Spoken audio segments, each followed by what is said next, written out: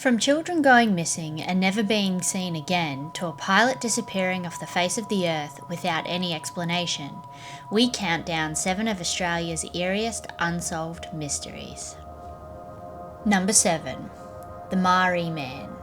It was the summer of 1998 when a pilot was flying his helicopter over a remote outback plain 700 k's outside of Adelaide in South Australia.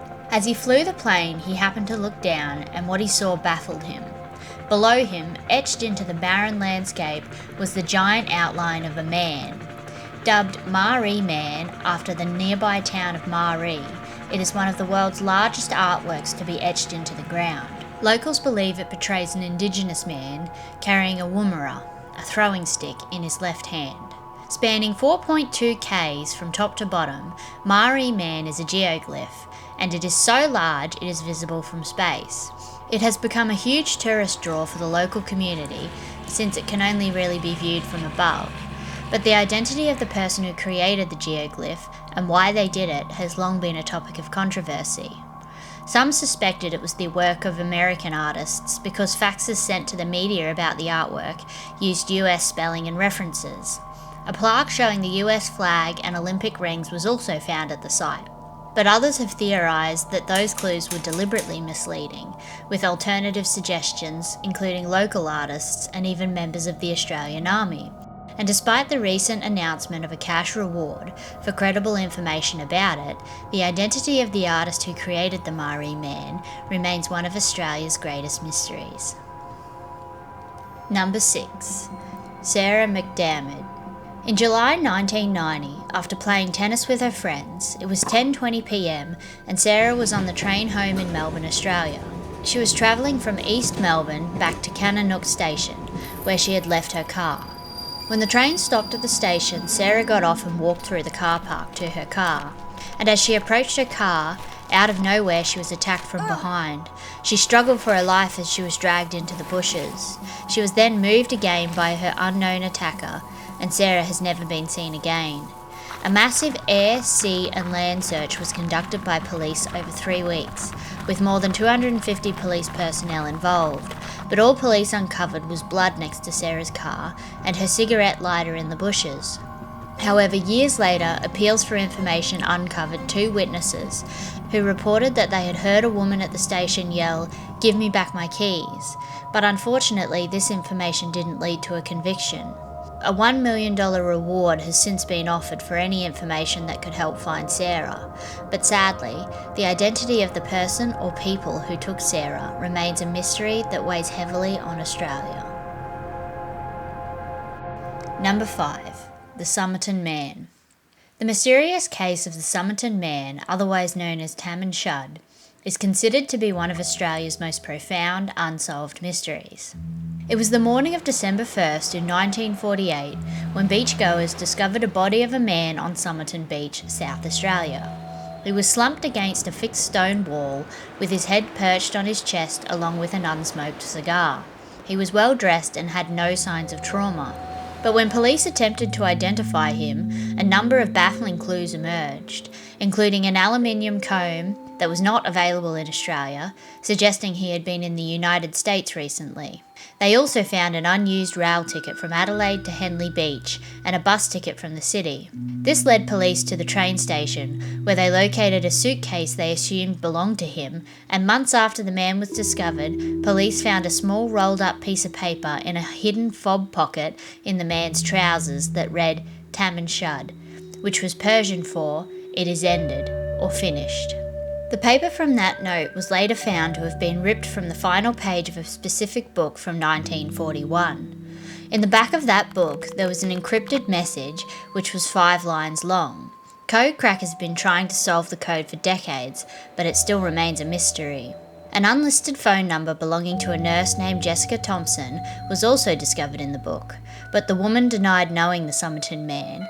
And now over 70 years later, there is no consensus as to who the man was, how he really died, how he came to be at Somerton Beach, or where he might have come from. Theories suggest he may have been a spy, but the truth is, no one really knows. Number 4. The Disappearance of Frederick Valentine. As the sun set on the evening of October 21st in 1978, 20-year-old Frederick was flying a hired single-engine Cessna 182 over the Bass Strait between Tasmania and the mainland of Australia. Frederick was eager to get to his destination, where friends awaited ready to dine on fresh seafood along the water's edge. The Bass Strait is notorious in Australia for its difficult flying conditions, but on this night the skies were clear and the winds calm. As Frederick flew across the strait, taking in the picturesque sunset, he suddenly noticed an unidentified object following him, about 300 metres above him. He quickly radioed into the air flight service, reporting that the aircraft was large, unknown to him, and moving at high speed. Unnerved, Frederick kept flying, attempting to get away from the object. But as he looked out at the sky again, he saw the object now orbiting above him. He saw that it had a shiny metal surface and a green light. He quickly radioed in again, and when the controller asked him to identify the aircraft, Frederick stated, "It isn't an aircraft." And suddenly, there was a flash of bright light and the sound of metal scraping, and Frederick disappeared off the face of the earth. Authorities immediately conducted a sea and air search to find Frederick, but despite the search spanning over 1,600 square kilometres, Frederick was nowhere to be found, and search efforts eventually ceased 4 days later. Many theories have been suggested as to why Valentine reported what he did. Some say that he likely did see a UFO, and others suggest he was confused and simply made an error. But the only thing we can be sure of is that Frederick was never seen again.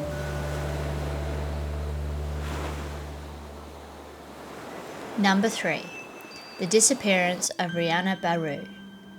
It was the Christmas holidays in 1992 when 12-year-old Rihanna asked her mother if she could go to the local shopping centre to buy a Christmas card for her pen pal in the United States.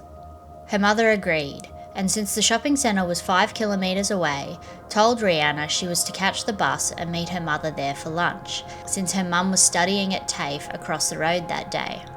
Her mother waved goodbye as she drove out of the driveway, expecting to see Rihanna at the shops in a few hours. But they didn't realise the public bus drivers had called a snap strike that day, and so Rihanna didn't have any way to get to the shops. Instead, she decided to walk to her local newsagent about 1 kilometre away to buy the Christmas card, and witnesses saw her walking along the highway on her way home shortly after. But when Rihanna's mum returned home that afternoon, the house was empty. The television was on, there were records on the floor, and the Christmas card was still in the newsagent's bag on the kitchen table, but her daughter was nowhere to be found. Frantic, she called the police, who conducted an extensive investigation. Rihanna's mum made numerous public pleas for help, and police were flooded with tip-offs, but none of them led to a conviction. And now, almost 30 years later, there are still no answers for Rihanna's mum as to what happened to her daughter. In 2015, a $1 million reward was offered for any credible information, but nobody has come forward. And Rihanna's mum still lives in the same house, just hoping that one day her daughter might return home.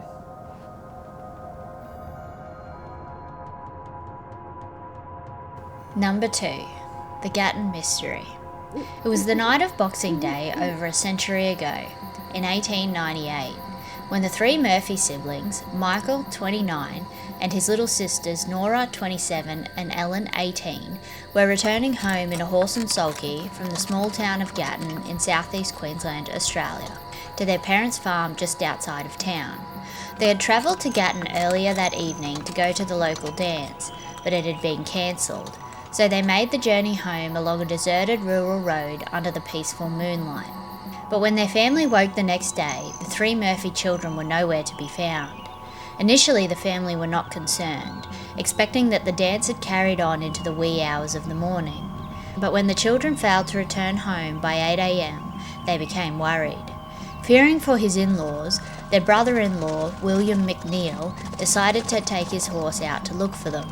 And when he reached the deserted road the Murphy children had travelled along, he saw the distinct tracks of their horse and sulky leading away from the road. Concerned, he followed them. He was led into a nearby paddock and saw the children lying in the grass in the distance. Thinking they were sleeping, he casually approached them. But as he got closer, his stomach filled with dread. All three children were lying dead on the ground, horrifically bruised and battered by an unknown assailant. Strangely, all victims had been placed in a rudimentary triangle and all had their feet facing west. The town of Gatton was horrified by the crimes, and as news spread through the town, they went down to the crime scene to investigate, which essentially ruined any evidence left behind, leading to a botched investigation. More than 1,000 people were interviewed by police and a number of suspects were investigated, but police were never able to collect enough evidence to charge anyone. There has been endless speculation over the years about the complicated and compelling case, but it has never been established who committed the crime or what their motive was. And still to this day, we don't know who took the lives of the 3 innocent Murphy children, making the Gatton Mystery one of the most notorious unsolved murder cases in Australian history. Number 1. The Beaumont Children. The eerie disappearance of the Beaumont Children is Australia's most notorious missing persons case. It was Australia Day in January 1966 when Jane, Anna and Grant Beaumont boarded a bus to go swimming at the nearby Glenelg Beach and never returned home. The Beaumont children often went down to the beach unsupervised and always returned home safely. They knew the local bus routes and the beach was only a 5-minute ride away. But on this particular day, they took the 8:45 a.m. bus to get to the beach early. They were expected to return on either the noon or 2 p.m. bus, but their father returned home that afternoon to an empty house. Alarmed, he drove to Glenelg Beach to find them, checked the bus and combed the beach, but his children were nowhere to be found. Jim and his wife Nancy searched the neighbourhood, and when their search proved fruitless, they reported their children missing. Police immediately began their investigation, suspecting abduction and homicide. Within 24 hours, a $250 reward was offered for any information leading to the kids' discovery, but the information the Beaumonts received about their children was few and far between. Some witnesses came forward regarding a suspicious man seen luring the kids away. He was described as a sun-baked swimmer in a blue Speedo and was seen shepherding a group of kids in the distance. Some recalled the children being rather comfortable with the stranger, as if they knew him.